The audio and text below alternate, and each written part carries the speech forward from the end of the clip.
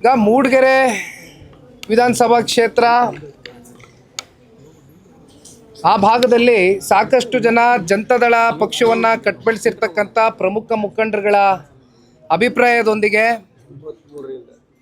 ಜಿಲ್ಲೆಯಲ್ಲಿ ನಾಯಕತ್ವವನ್ನು ವಹಿಸಿರ್ತಕ್ಕಂಥ ವಿಧಾನ ಪರಿಷತ್ನ ಸದಸ್ಯರಾಗಿರ್ತಕ್ಕಂಥ ಬೋಜಣ್ಣ ಅವರ ಸಂಪೂರ್ಣ ಸಹಮತ ಮತ್ತು ಸಹಕಾರದೊಂದಿಗೆ ಇವತ್ತು ನನ್ನ ಪಕ್ಕದಲ್ಲಿ ನಿಂತಿರುವಂಥ ಯುವ ಮುಖಂಡ ವಿಜಯಕುಮಾರ್ ಅವರು ಇವತ್ತು ಪಕ್ಷಕ್ಕೆ ಆ ಕ್ಷೇತ್ರದಲ್ಲಿ ಸೇರ್ಪಡೆಯಾಗಿ ಸಂಘಟನೆಯ ಒಂದು ದೃಷ್ಟಿಯಿಂದ ಸಾಕಷ್ಟು ಒತ್ತನ್ನು ಕೊಟ್ಟು ಕೆಲಸ ಮಾಡ್ತೇನೆ ಅಂತಕ್ಕಂಥ ಒಂದು ಇಚ್ಛಾಶಕ್ತಿ ಇಟ್ಕೊಂಡು ಬಂದಿದ್ದಾರೆ. ಹಾಗಾಗಿ ಇವತ್ತು ಒಂದು 200-300 ಜನ ಪ್ರಮುಖ ಮುಖಂಡರುಗಳು, ಭಾಳ ಪ್ರಮುಖರು, 500ಕ್ಕೂ ಹೆಚ್ಚು ಇಲ್ಲ, ಅದರಲ್ಲೆಲ್ಲ ಬೋಜಣ್ಣ ಅವರು ಎಕ್ಸ್ಪರ್ಟು, ಅದಕ್ಕೆ ಕುಮಾರಣ್ಣ ಅವ್ರ ಜೊತೆ ಇರೋದು. ಹಾಗಾಗಿ ಆ ವಿಚಾರಕ್ಕೆ ಸಂಬಂಧಪಟ್ಟಂತೆ ಇವತ್ತು ಪಕ್ಷ ಸಂಘಟನೆಗೆ ಬಂದಿದೆ. ಸರ್, ಒಂದು ನಾಗೇಂದ್ರ ರಾಜೀನಾಮೆ ವಿಚಾರ ಸದನದಲ್ಲಿ ಚರ್ಚೆ ಮಾಡಿದ್ರಿ, ಹೋರಾಟ ಮಾಡಿದ್ರಿ. ಈಗ ಅವ್ರು ರಾಜೀನಾಮೆ ಕೊಡಲಿಕ್ಕೆ ಸಿಎಂ ಅವ್ರ ಹತ್ರ ಒಲವು ತೋರಿಸಿದ್ದಾರೆ ಅನ್ನುವಂಥ ಮಾತುಗಳು ಬರ್ತಿದ್ದಾವೆ. ಈಗ ಮೊದಲನೇ ಪಾಯಿಂಟ್ ಏನಪ್ಪ ರೇಸ್ ಆಗುತ್ತೆ ಅನ್ನೋದಾದರೆ, ಈಗ ಆಲ್ರೆಡಿ ಅವ್ರ ಮೇಲೆ ಒಂದು ಆರೋಪ ಇತ್ತು. ಇದು ಆರೋಪ ನಿನ್ನೆ ಮೊನ್ನೆಯದಲ್ಲ, ಕಳೆದ ವರ್ಷದ ಆರೋಪ. ನಾವು ಎಷ್ಟೋ ಸಲ ಹೇಳಿದ್ದೀವಿ, ನಾವಲ್ಲ, ಹಿಂದಿದ್ದಂಥ ಮಾನ್ಯ ಮುಖ್ಯಮಂತ್ರಿಗಳೇ ಸದನದ ಒಳಗಡೆ ಕಲಾಪದಲ್ಲಿ 189 ಅಲ್ಲ 87 ಕೋಟಿ ಹೌದು ಮಿಸ್ಅಪ್ರೋಪ್ರಿಯೇಟಾಗಿ ಫಂಡ್ಸು ಮ್ಯಾನೇಜ್ಮೆಂಟ್ ಆಗಿದೆ ಅಂತಕ್ಕಂಥದ್ದು ಅವರೇ ಒಪ್ಕೊಂಡಿದ್ದಾರೆ. ಹಾಗಿದ್ದಾಗ ಬೇರೆ ಇನ್ಯಾರು ಆ ಸಾಮರ್ಥ್ಯ ಹೊಂದಿರತಕ್ಕಂಥ ಯಾರು ಮಂತ್ರಿಗಳಿಗೆ ಆಪ್ಷನ್ ಕೊಡ್ಬೋದಾಗಿತ್ತಲ್ಲ, ಯಾಕೆ ಇವ್ರನ್ನೇ ಯಾಕೆ ತೆಗೆದುಕೊಂಡ್ರಿ?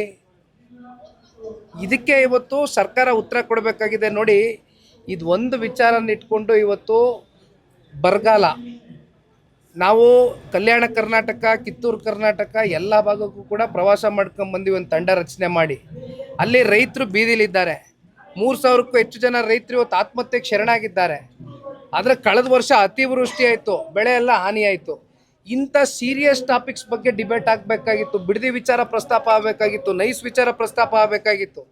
ಆದರೆ ಇವತ್ತು ಸರ್ಕಾರ ಟೈಮ್ ಕಿಲ್ ಮಾಡಿಕೊಂಡು ಅವ್ರು ಉದ್ದಟತನದಿಂದ ಅಂತಿಮವಾಗಿ ಇವತ್ತು ಸಾಧಿಸಿದಾದರೂ ಏನು? ಕಲಾಪಕ್ಕೆ ಏನು ಬೆಲೆ ಸಿಕ್ತಂಗಾದರೆ? ಜನರ ವಿಚಾರ ಚರ್ಚೆ ಆಗಬೇಕಾಗಿತ್ತಲ್ಲ, ರೈತರ ವಿಚಾರ ಚರ್ಚೆ ಆಗಬೇಕಾಗಿತ್ತಲ್ಲ. ಈಗ ರಾಜೀನಾಮೆ ಕೊಡಿಸ್ತಕ್ಕಂಥದ್ದು ಆಗುತ್ತೆ ಅನ್ನುವಂಥದ್ದು ಬೆಳಗ್ಗೆಯಿಂದ ಕೂಡ ಚರ್ಚೆ ಆಗ್ತಾ ಇದೆ. ಬಹುಶಃ ರಾಜೀನಾಮೆ ಕೊಡ್ತಕ್ಕಂಥದ್ದು ಆಗಬೇಕು. You should take up that responsibility. ರಾಜ್ಯದಲ್ಲಿ ಪಾರ್ಕ್ಗಳಲ್ಲಿ 5% ಜಾಗವನ್ನು ಬಳಸೋದಕ್ಕೆ ಈಗ ಸರ್ಕಾರ ಮುಂದಾಗಿ ನಿಂತಿದೆ. ದಿನೇ ದಿನೇ ದೊಡ್ಡ ಮಟ್ಟದಲ್ಲಿ ಆಕ್ರೋಶಗಳು ಶುರುವಾಗಿದೆ. ಮತ್ತೆ ಎಲ್ಲರೂ ಅಸೋಸಿಯೇಷನ್ ಎಲ್ಲರೂ ಕೂಡ ಮನವಿಗಳು ಕೊಡ್ತಾ ಇದ್ದಾರೆ.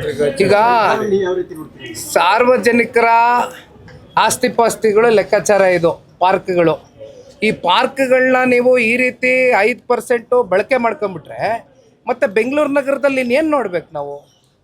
ಬೆಂಗಳೂರು ನಗರ ಅಂದರೆ ನಾವು ಗ್ರೀನ್ ಸಿಟಿ, ಗಿಡ ಮರಗಳಿರ್ತಕ್ಕಂಥ ನಗರ. ಇವತ್ತು ಪಾರ್ಕ್ಗಳನ್ನೂ ಕೂಡ ನೀವು ಈ ಥರ ಆವರಿಸ್ಕೊಂಡ್ಬಿಟ್ರೆ ಮತ್ತು ಇನ್ಯಾವ ರೀತಿ ನೀವು ಆಡಳಿತದಲ್ಲಿ ನಿಮ್ಮ ಆಲೋಚನೆಗಳಿದೆ? ಬೇರೆ ಮಾಡುವಂಥ ಕೆಲಸ ಮಾಡಬೇಕಣ್ಣ, ಇವೆಲ್ಲ ಬಿಟ್ಬಿಟ್ಟು ಮಾತಾಡ್ತೀನಿ. ಸಿದ್ಧಗಂಗಾ ಮಠದ ಆಸ್ತಿ ಕೂಡ ಹೋಗಿದೆ 8 ಎಕರೆ ಅಂತ ಸಿಎಂ ಅವ್ರನ್ನ ಭೇಟಿ ಮಾಡಿ ಇವತ್ತು ಸ್ವಾಮಿಗಳು ಚರ್ಚೆ ಮಾಡಿದ್ದಾರೆ. ನೈಸ್. ಅದೇನೋ ನನಗೆ ಗೊತ್ತಿಲ್ಲ ಅಣ್ಣ, ತಿಳಿದು ಮಾತಾಡ್ತೀನಿ ಇದ್ರ ಬಗ್ಗೆ. Okay, thank you.